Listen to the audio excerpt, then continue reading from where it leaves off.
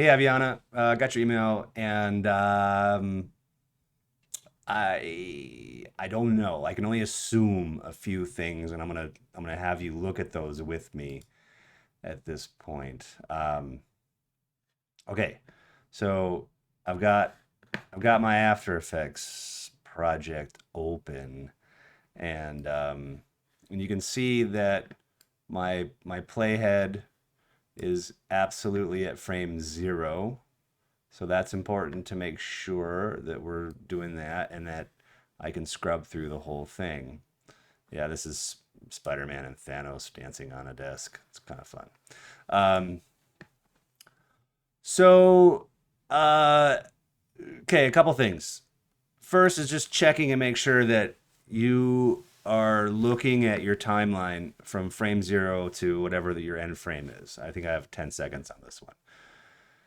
And that is making sure that you're all the way zoomed out with your little scale, time scale feature here. Okay. There's a chance that you possibly could be zoomed in a little bit and that your scroll bar is kind of moved over into a certain area. That could get in the way. I could see how that could be something, which would mean like if I'm not looking at the first 2 seconds in my timeline, but I'm like, all right, so this is where um, uh, where it's going to be B. You might have pushed B by accident. I don't know. B is the front end of your render area, and N is the back end, your out point of your render area. So now my render area looks like it's at the beginning of my timeline, but what I don't see is that I'm zoomed in a little bit. So if I were to zoom all the way out, I can see that there is that gap of the first 2 seconds of my work. So then I would just either grab that manually or go to the beginning and press B, making sure that that's at frame 0. And also, I guess it would be something you want to check for the out point as well. So now that should guarantee a render of everything. And you said that you had done the media encoder, but then it sounds like you also worked with the render queue. Um, if you use the render queue, which is okay, I still use it a fair amount, but where to go? Oh, here it is. It's down here. Um, so things to look at would be like going into best settings.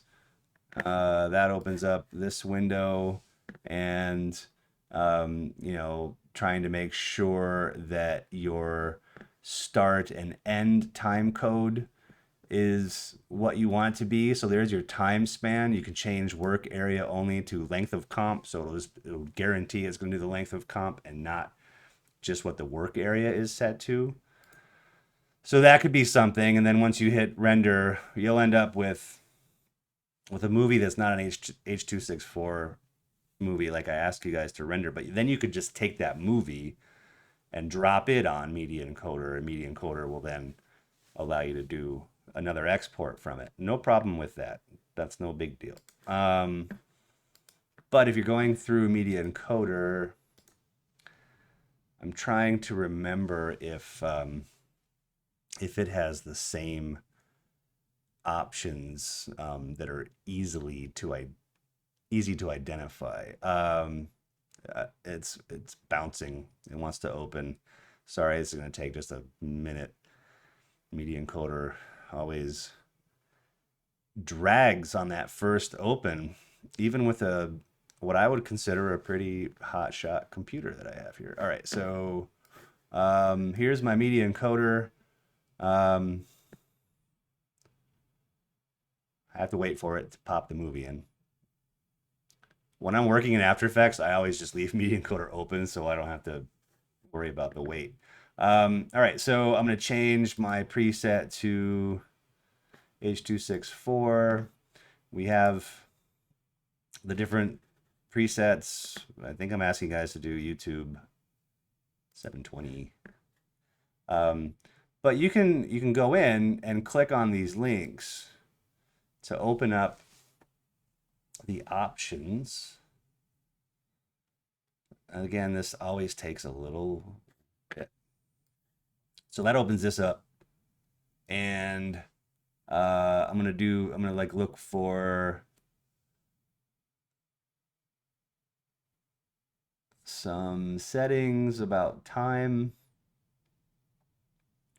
which that's not there. No effects. Time interpolation is not what we want. Metadata, no. I mean, it should just render whatever you have set as your work area from After Effects. So maybe that's just something that they depend on. I thought maybe that there was another area here where you can identify that. Sorry, I just wasted your time. But let me know if those things are helpful at all. If they're not, if you're still missing those first 2 seconds,